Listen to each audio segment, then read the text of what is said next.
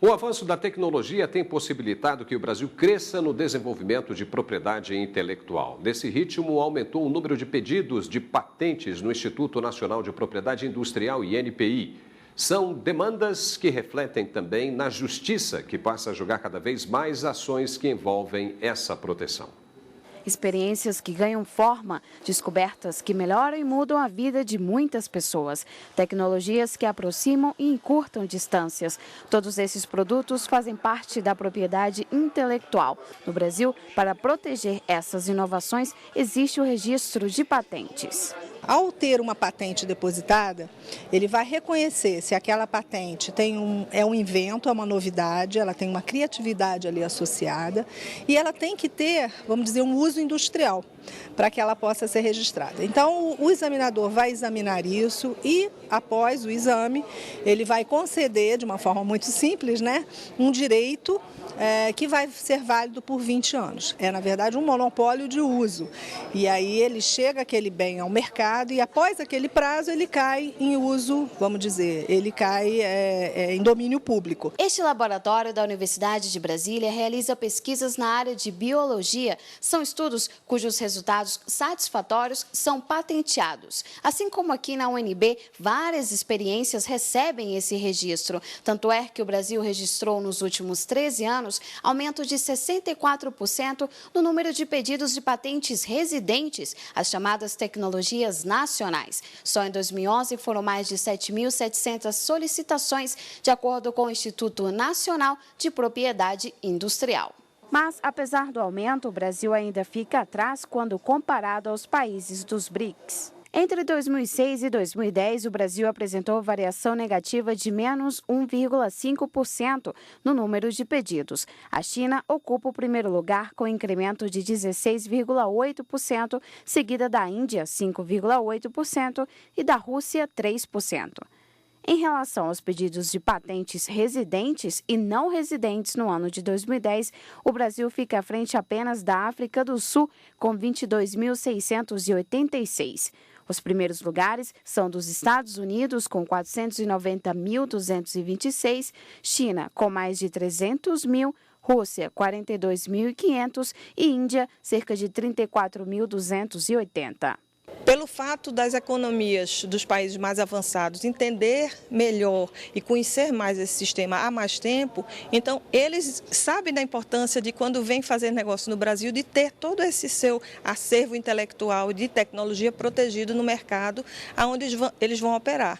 Então, por isso que a gente tem ainda hoje no Brasil uma maior quantidade, no caso principalmente de patentes, de proteção das tecnologias estrangeiras. De acordo com a Confederação Nacional da Indústria, CNI, de 1998 a 2011, foram 99.208 pedidos, porém, um pouco mais de 9.500 concessões foram aprovadas. Alguns casos de direito de propriedade vão parar na Justiça. Recentemente, um julgamento do Superior Tribunal de Justiça decidiu que uma empresa que usava uma marca parecida com outra deixasse de usar o nome. A empresa detentora do direito tinha registro no INPI. Em 2011, foram registradas no Brasil cerca de 22 mil patentes, foram depositadas no Brasil. E por residentes foi menos de 13%, foi 2.700. Então, dá para ver que o Brasil não tem ainda essa cultura de patentear. Eu costumo dar o exemplo, que eu acho que fica muito claro, da questão da invenção do avião. Não é? Por que se diz que foram os irmãos Wright e não o Santos Dumont? Apesar do voo do Santos Dumont ter sido anterior, porque os irmãos Wright patentearam. E o Santos Dumont não patenteou. O judiciário é um personagem importante em relação a essas questões, porque se houver uma demora, isso muitas vezes vai acabar por inviabilizar o próprio desenvolvimento tecnológico em matéria de patenteamento. Muito bem, agora nós vamos conversar com o Cássio Borges, ele é gerente executivo do Departamento Jurídico da CNI. Muito boa tarde, doutor. Muito obrigado por ter vindo aqui em nossos estúdios. Vamos começar conversando por que essa diferença cultural entre o Brasil e os países mais desenvolvidos. Isso é uma situação que nos complica bastante, né? Porque a agenda maior do país, eu acho que tem que ser vista sob o ângulo da competitividade, né? E aí, no momento em que a gente percebe que, por mais que o Brasil de fato, esteja engrenando nesse acréscimo de pedidos de patente. A reportagem nos mostrou agora que nesses últimos 10, 13 anos a gente teve um aumento aí em torno de 64%. Esse aspecto cultural de falta de proteção da própria inovação, da própria invenção, ainda é muito verificada e isso efetivamente atinge o nível de competição do Brasil.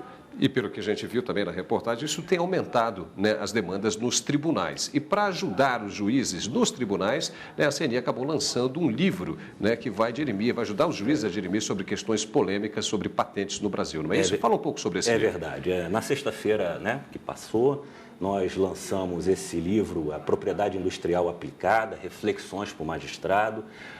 Esse livro ele foi lançado dentro de um contexto mais amplo, quer dizer, desde 2010, a CNI, junto ao INPI, né, tem desenvolvido aí uma parceria exitosa num projeto mais amplo, sempre em busca de se ter esse contexto da propriedade industrial no âmbito da competitividade, né? Já lançamos uma obra dirigida ao jornalista, já lançamos uma obra dirigida, evidentemente, ao próprio empresário, e agora chegou o momento de se lançar uma obra dirigida ao Poder Judiciário. Agora, efetivamente, como que essa obra vai ajudar o Judiciário em questões polêmicas de patente? Veja bem, eu acho que um primeiro ponto, Paulo, que a gente não pode perder de vista é a própria especialidade da discussão da matéria, né? Se a gente for resgatar um pouquinho a cultura das nossas universidades, quer dizer, a formação dos nossos advogados ou dos operadores do direito, não só dos advogados, né? Os cursos de direito, se explora muito pouco a propriedade industrial. E aqui a gente está falando de marca, patente, desenhos industriais,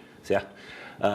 Tem um outro aspecto também, e aí também cultural, as nossas universidades ensinam, né, os nossos alunos a ter um grande nível de litigiosidade. Quer dizer, ainda se decide muito no Brasil através do Poder Judiciário. Pouco se utiliza as soluções extrajudiciais de conflito. Então, o juiz é um ator importante dentro desse cenário. Tá, lembrando que esse livro também poderá ser baixado via internet, né? Ou seja, qualquer um vai ter acesso a esse livro, correto? Isso é verdade. Foram 4.000, a tiragem de 4.000 exemplares, né, impresso, e a CNI também no portal da indústria está disponibilizando gratuitamente, porque o interesse é não econômico, é o interesse de fato, desenvolver essa cultura no país. Tá certo, doutor Cássio Borges, muitíssimo obrigado por seus esclarecimentos aqui no Jornal da Justiça. Eu que agradeço, Paulo.